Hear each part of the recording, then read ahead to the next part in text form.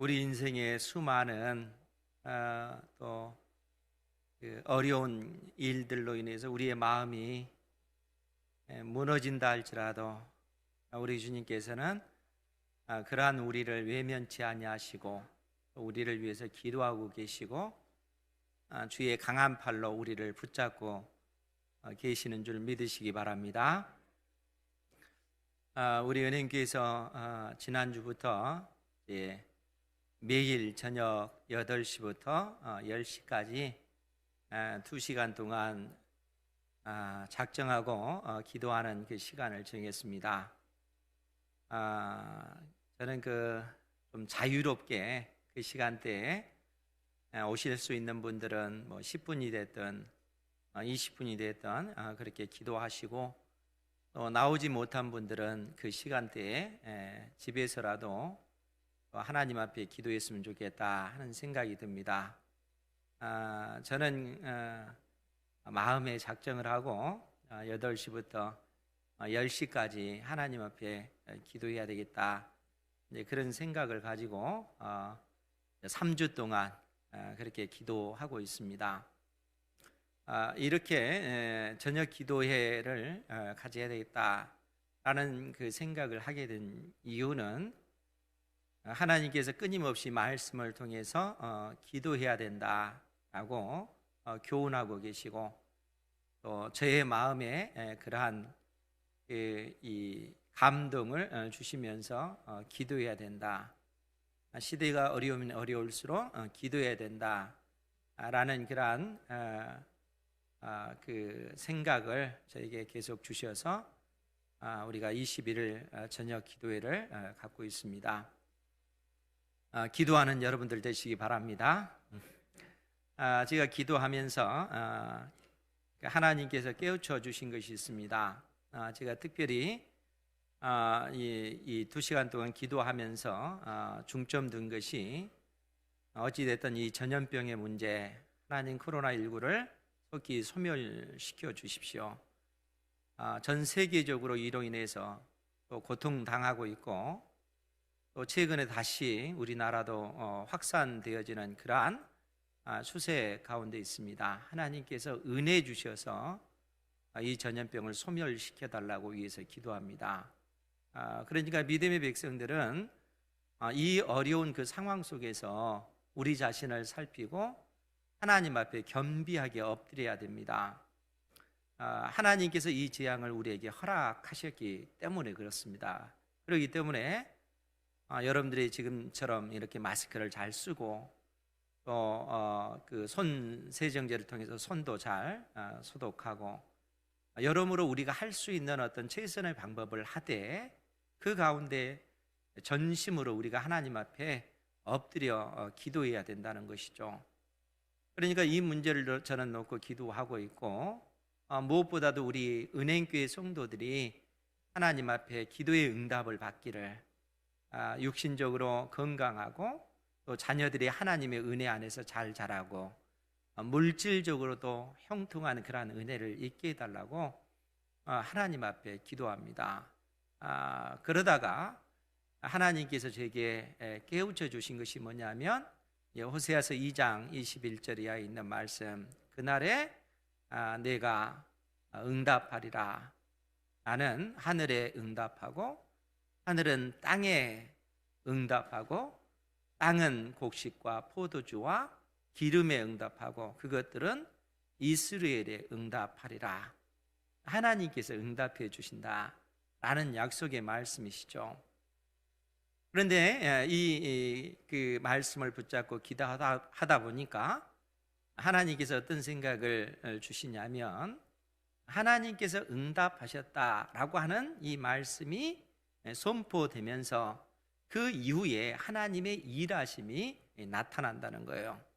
그런데 그 일하심이, 하나님께서 하늘에 응답하고 하늘은 땅에 비를 내림으로 땅에 응답하고, 땅은 그 비를 받아서 곡식이 풍성하게 자라나도록 함으로써 하나님의 택한 백성들에게 복을 내려주시는 것이죠.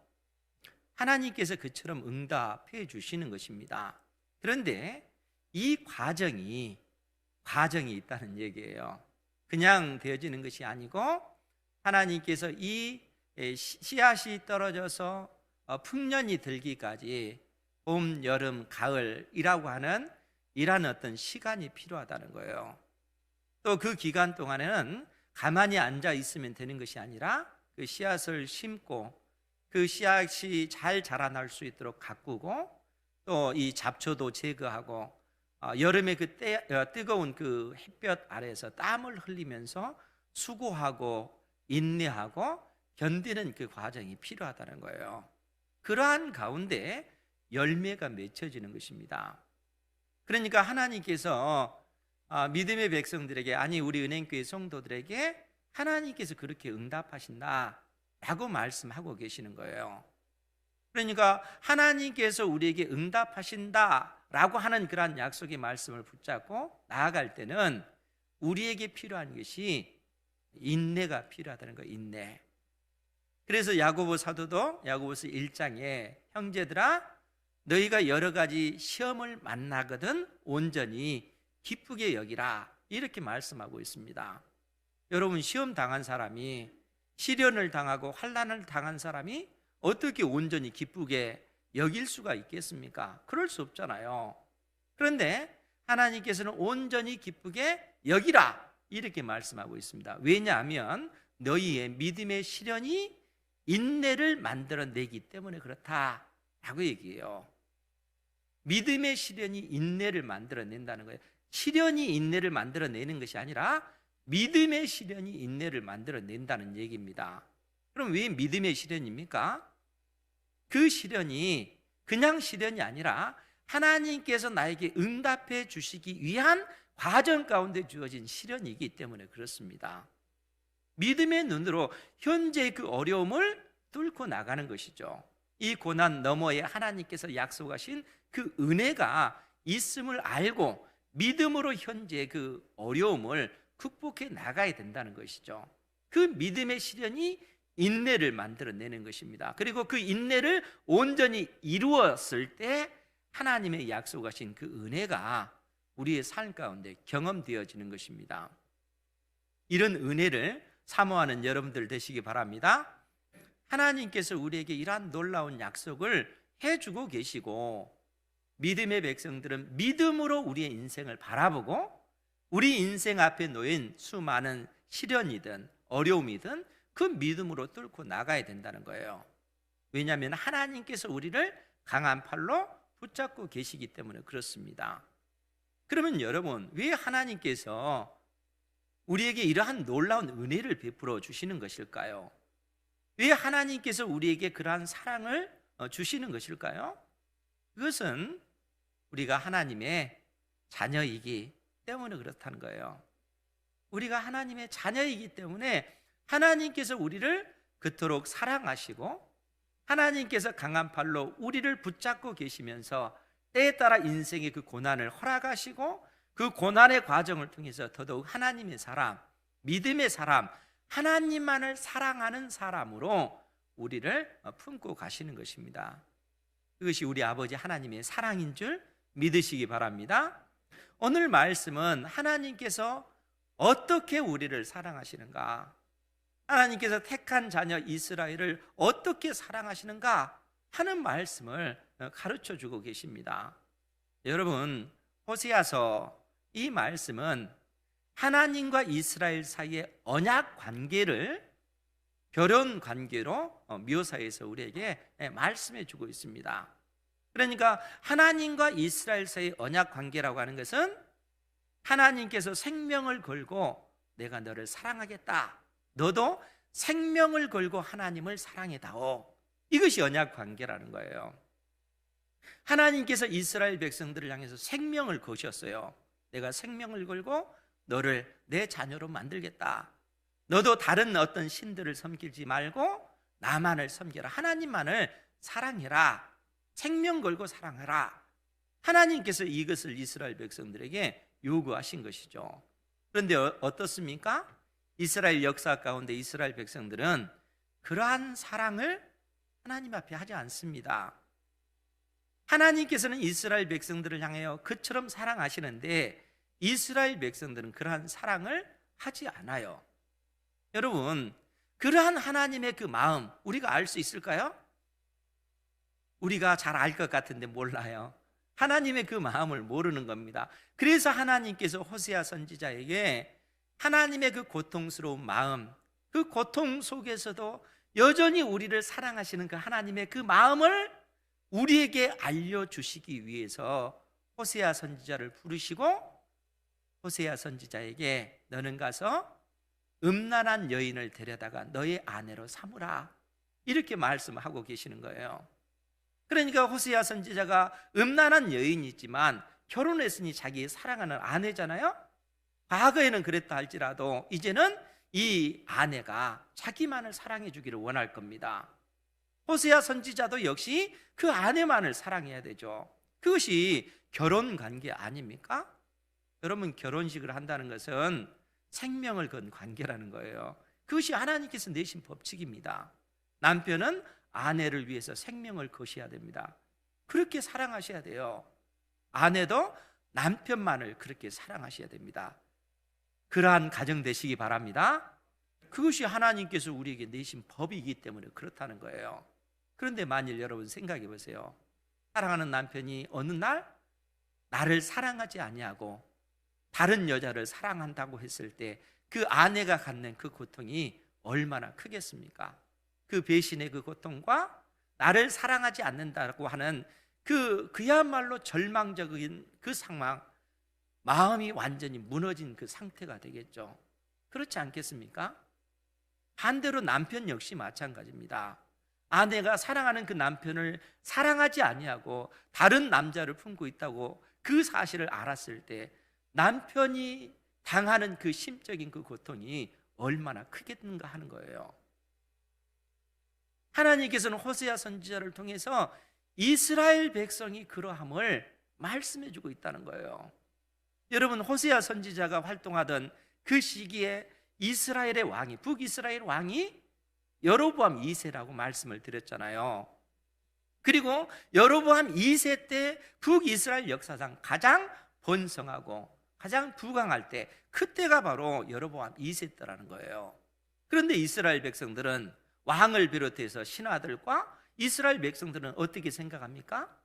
그러한 은혜와 그 복을 하나님께서 우리에게 주신 것이 아니라 바알이, 아세라 신이 우리에게 이러한 복을 줬다, 그런 우상을 섬기는 거예요. 하나님 대신에 우상을 섬기는 그 길로 나아가고 있는 것입니다.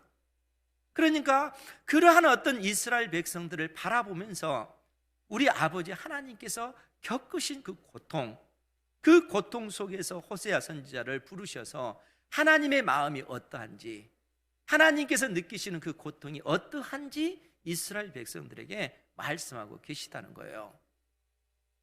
우리 아버지 하나님께서 그 고통 속에서 하나님의 택한 백성 이스라엘을 어떻게 사랑하시는지 오늘 말씀이 우리에게 가르쳐주고 있습니다.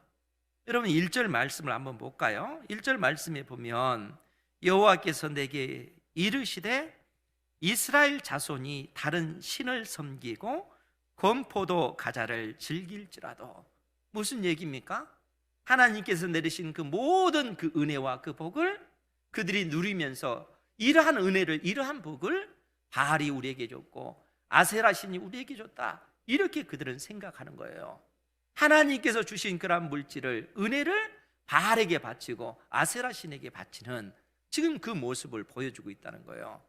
그러면서 하나님께서 뭐라고 말씀하시냐면 건포도 가자를 즐길지라도 여호와가 그들을 사랑하나니 너는 또 가서 타인의 사랑을 받아 음녀가 된 그 여자를 사랑하라.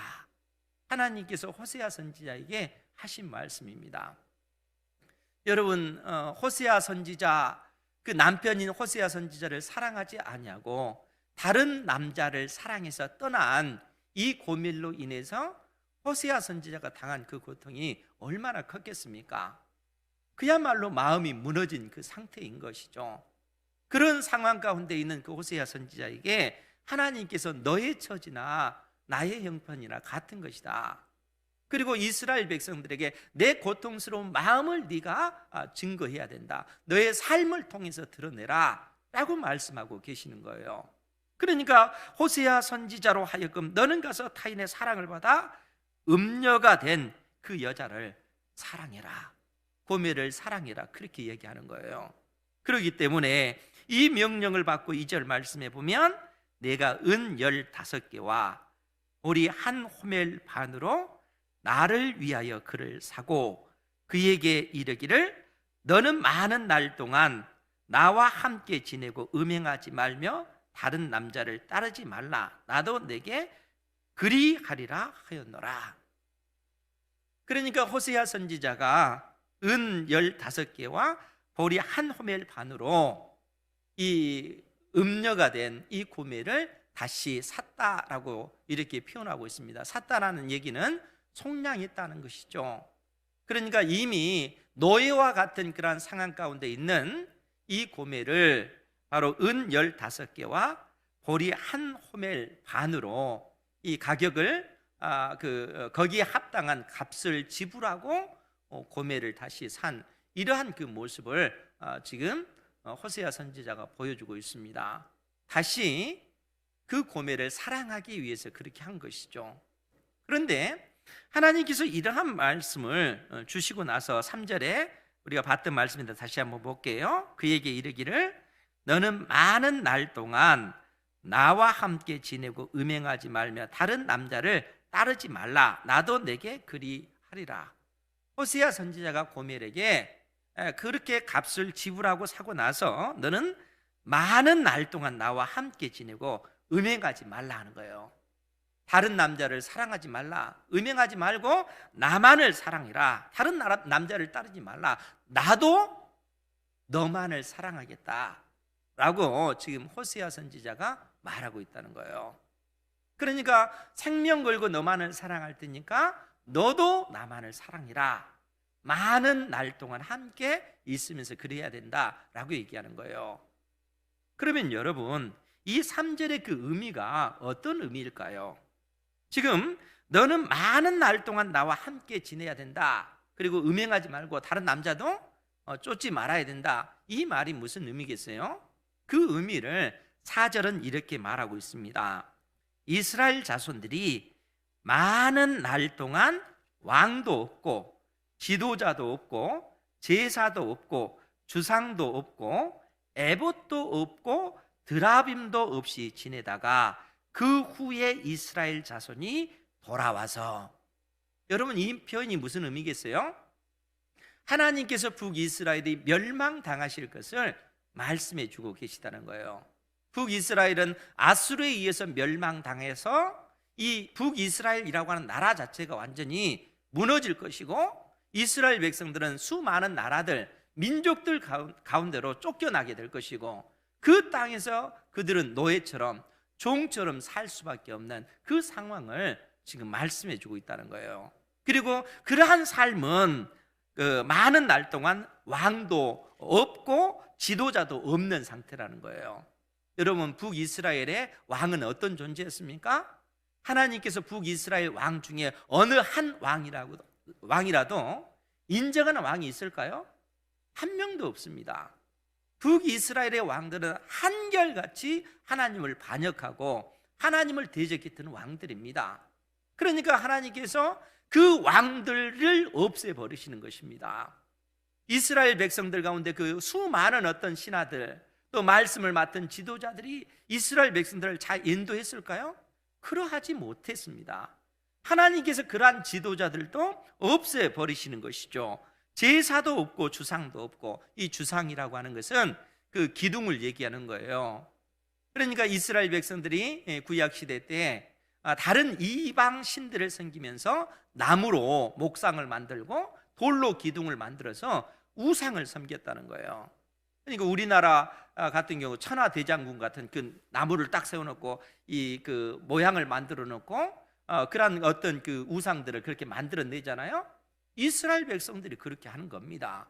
그러니까 이처럼 주상을 만들어 놓고 바알신이다, 또 주상을 만들어 놓고 아세라신이다 이렇게 섬기면서 이 우상들에게 제사하는 이런 모습을 이스라엘 백성들이 하나님께서 주신 그 땅에서 그들이 우상을 섬겼던 것입니다. 그러니까 하나님께서 그러한 주상도 없애버릴 것이고 그 제사도 없애버리고 또 에봇도 없고, 에봇은 제사장이 입는 그 의복 아닙니까? 그런데 이스라엘 백성들이 하나님 앞에 범죄하고 우상을 섬기다 보니까 이 에봇 역시 하나님을 섬기는 그러한 도구가 아니라 우상을 섬기는 그러한 도구로 전락되고 만 거예요.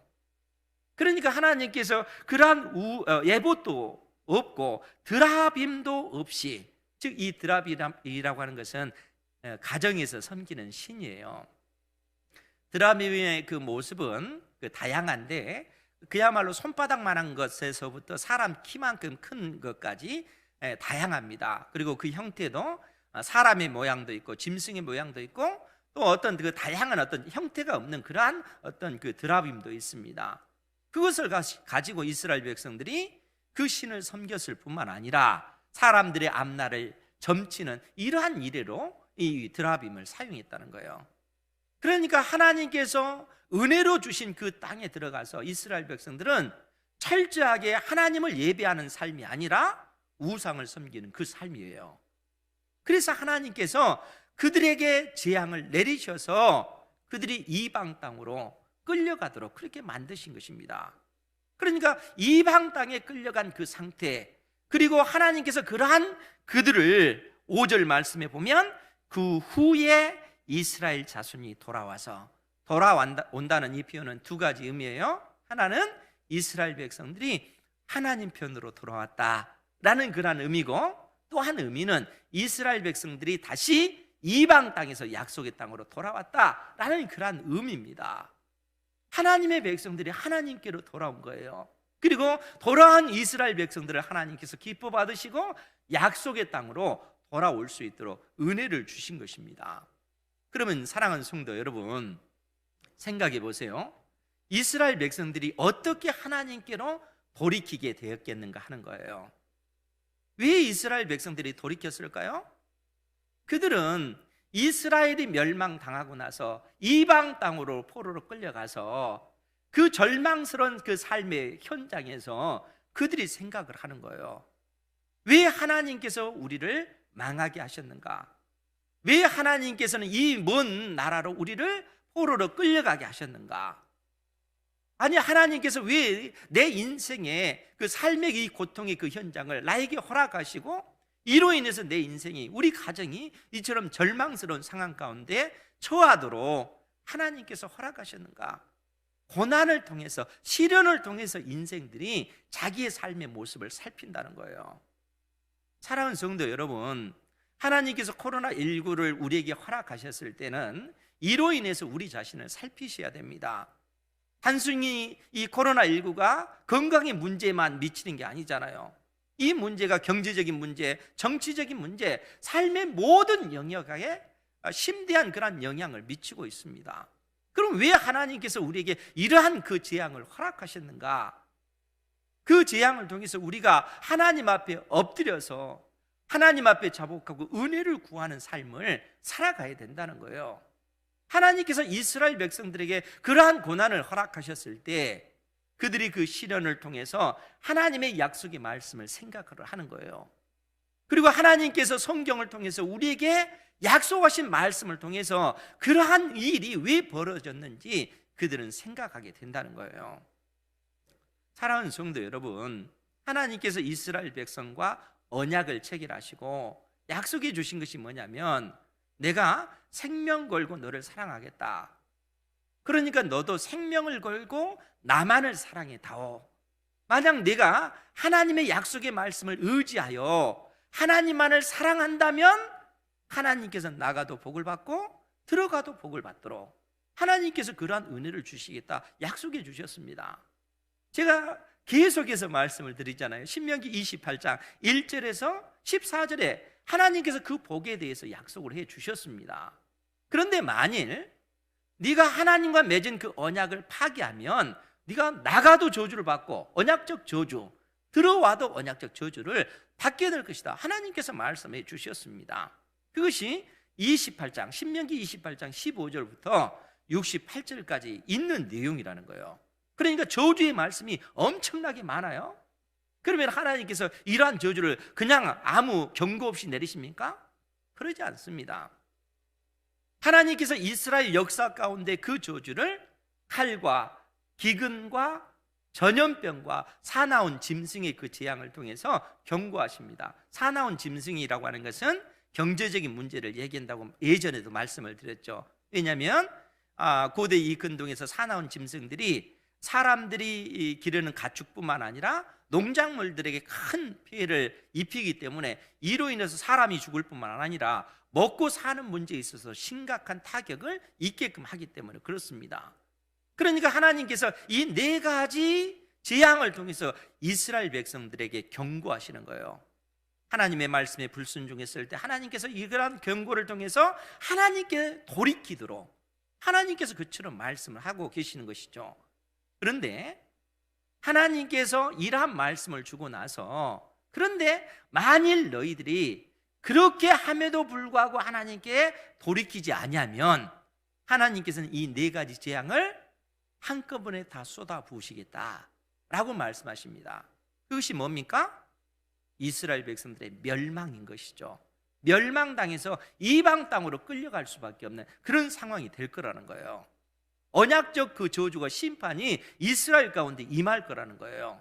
그러면 여러분, 하나님께서 이러한 말씀을 모세를 통해서 이미 우리에게 주셨다는 거예요. 그 내용이 신명기 28장, 29장, 30장 계속 걸쳐서 말씀해 주고 있습니다. 우리 30장 말씀 같이 한번 볼까요? 신명기 30장입니다. 구약 성경 310페이지에 있습니다. 신명기 30장 1절부터 4절 말씀에 보면 하나님께서 뭐라고 말씀하시냐면, 지금 이제 언약적 저주가 임하여서 결국 이스라엘이 멸망당한 그 상태를 전제하고 말씀을 해주고 계셔요.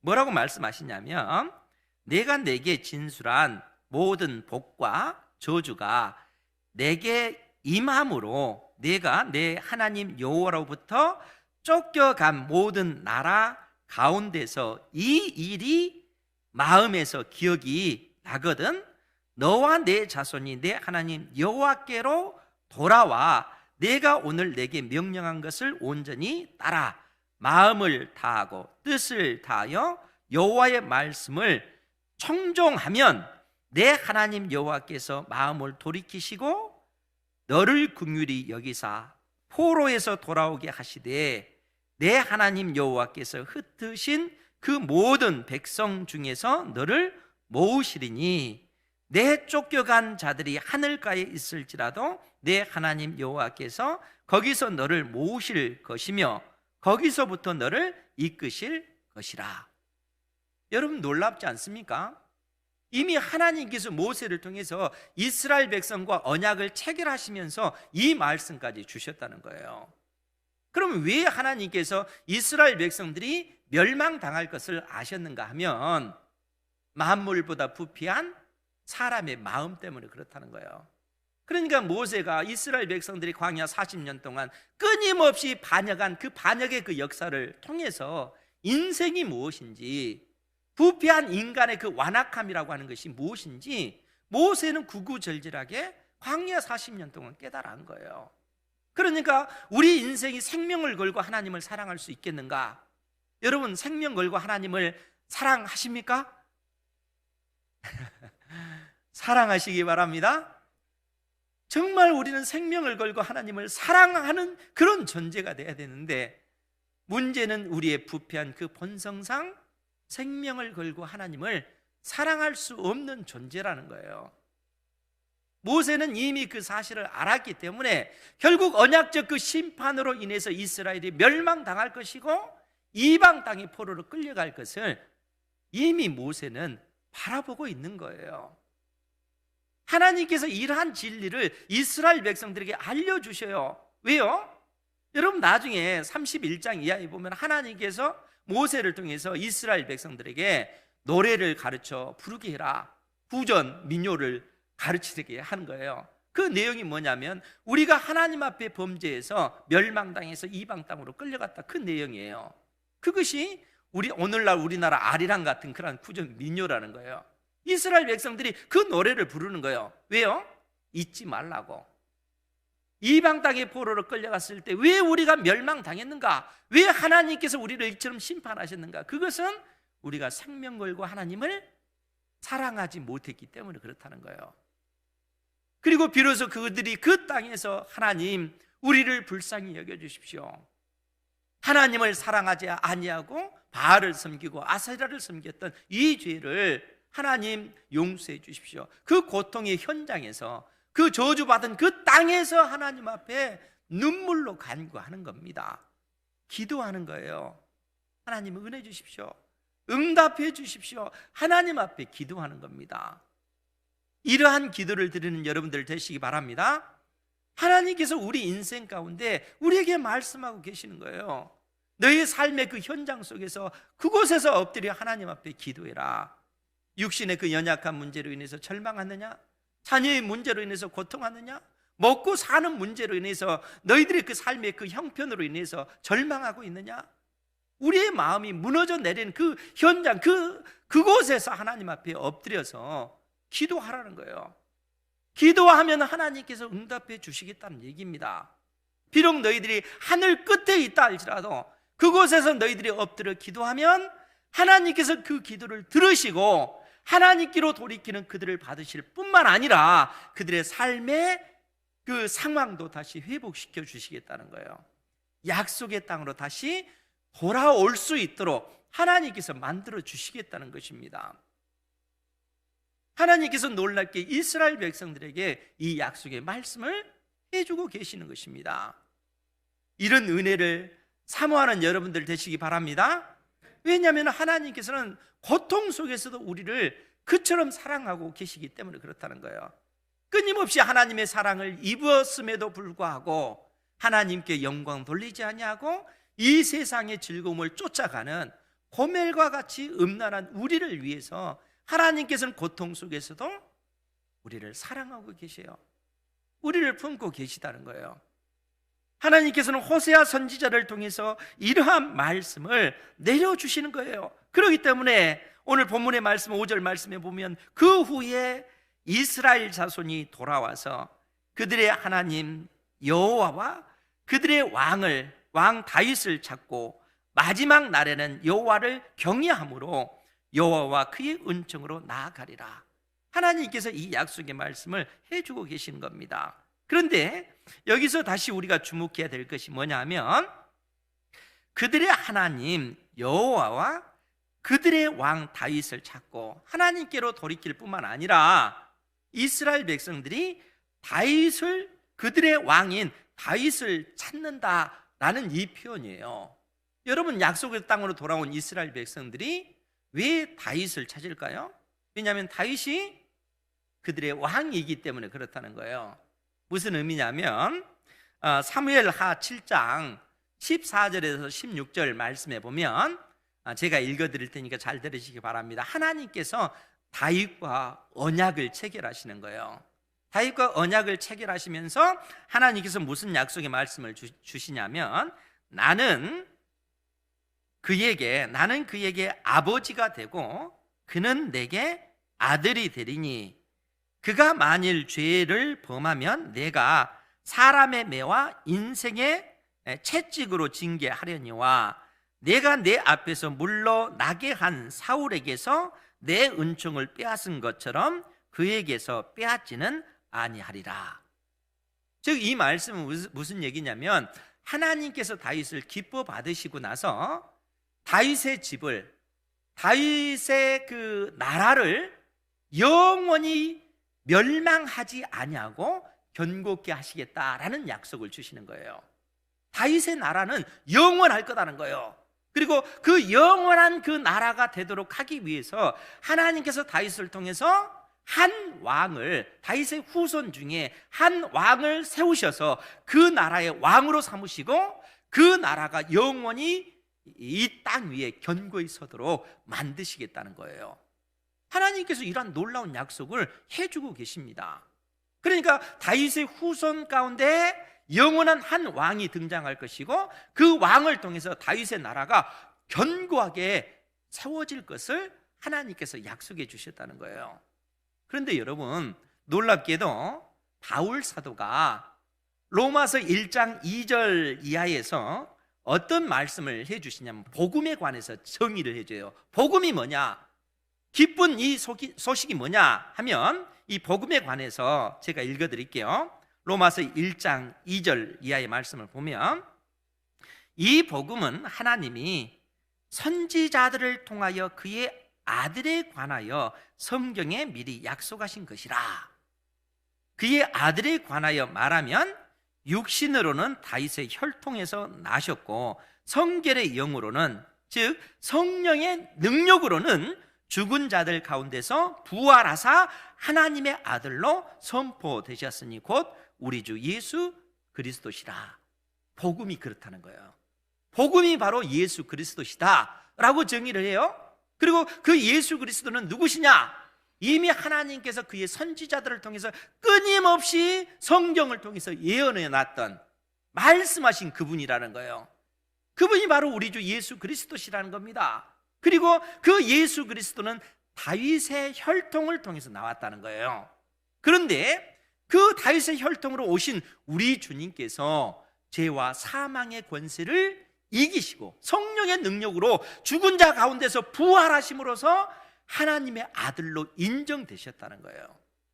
하나님의 아들로 인정되셔서 하나님께서 약속하신 그 나라를 통치하시는 영원한 왕으로 이 땅에 우리 주님께서 오셨다는 거예요. 그것이 복음이라는 거예요. 그러면서 이 바울 사도가 복음의 또 다른 측면에서 얘기하기를, 이 나라에 들어가기 위해서, 이 나라의 백성이 되기 위해서는 누구든지 예수님께서, 하나님의 아들 예수 그리스도께서 나의 죄와 나의 허물 때문에 십자가에 못 박혀 죽으신 하나님의 아들이라는 사실을 믿음으로 말미암아 그 나라에 들어갈 수 있다라고 복음에 관해서 정의를 해주고 있습니다. 그래서 로마서는 그 1장 16, 17절 말씀에 또 다른 복음의 그 정의를 믿음으로 말미암아 우리가 의롭게 된 복음에 대해서 말씀해 주고 있어요. 그것이 복음이라는 거예요. 그러니까 복음은 하나님께서 이 땅에 천국을 내려주시고 이 천국에 들어갈 수 있는 사람은 누구냐? 바로 하나님의 아들 예수 그리스도께서 나의 죄와 나의 허물 때문에 십자가에 못 박혀 죽으신 하나님의 아들이시여, 그 주님께서 그 하나님의 나라를 견고하게 세우실 것이라는 거예요. 그것이 복음이라는 것이죠.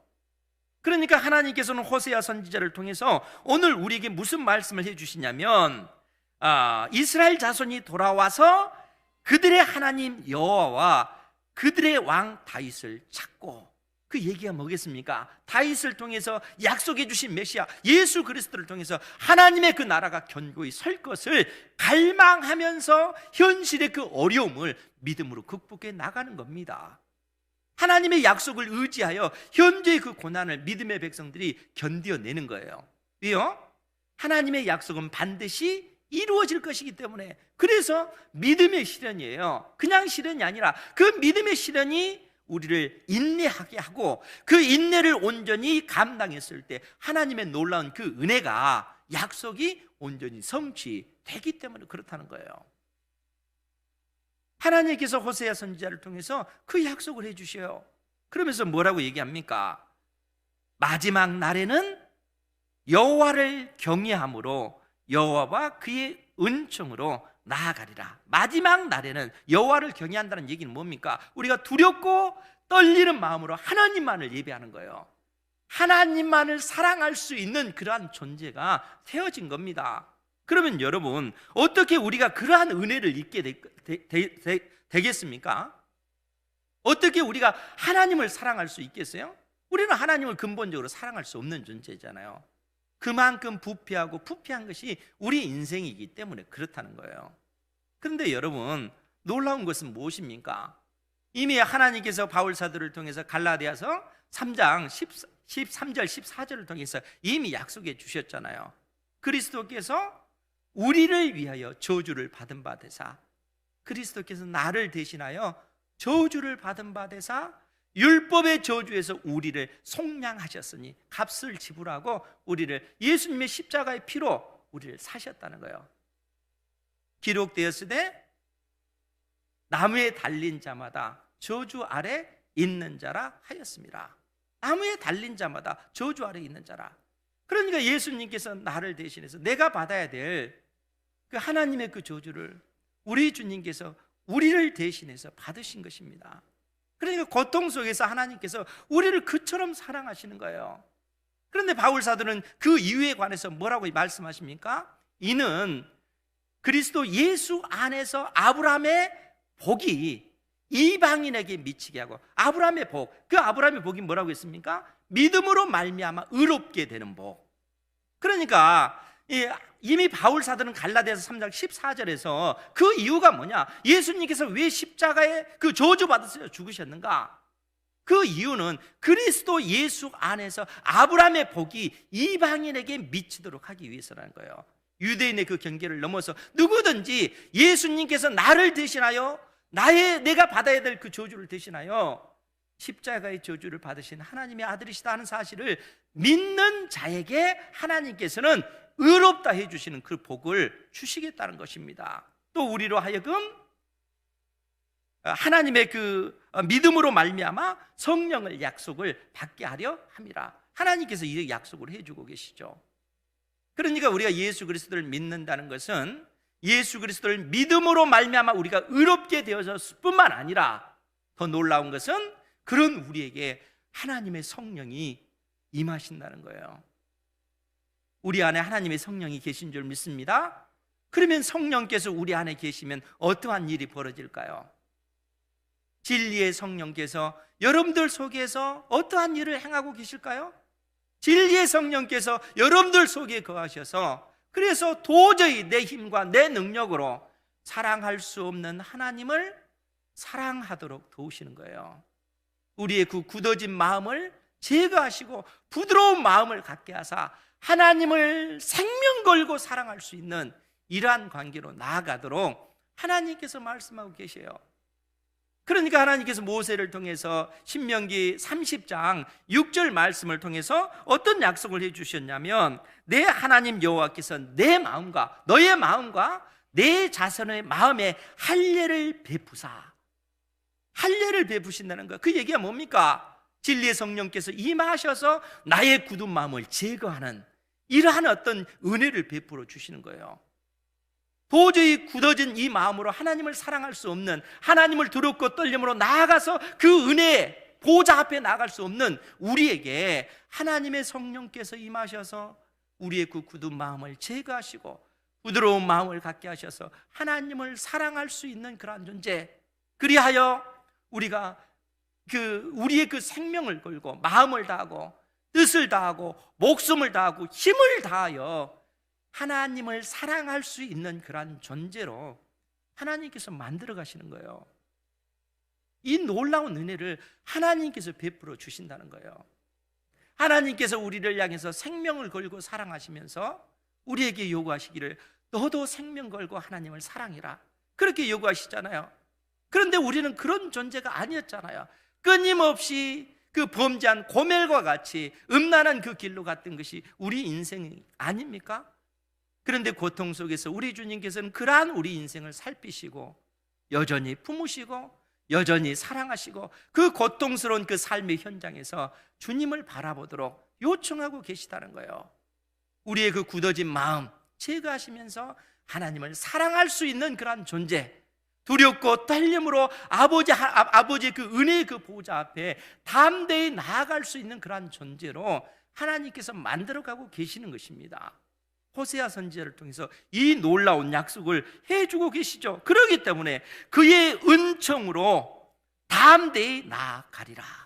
그의 은총으로 하나님의 그 은혜의 보좌 앞에 우리가 담대히 나아갈 수 있는 그런 존재가 되어진 것이죠. 내 힘과 내 능력이 아니라 나를 위해서 십자가에 못 박혀 죽으신 우리 주 예수 그리스도의 이름에 힘입어서 담대히, 여전히 연약하고 여전히 부족하지만 여전히 범죄한 그러한 인생의 자리에 있지만 그럼에도 불구하고 담대히 그 은혜의 보좌 앞에 나아갈 수 있는 그러한 존재로 하나님께서 우리를 빚어가고 계시는 것입니다.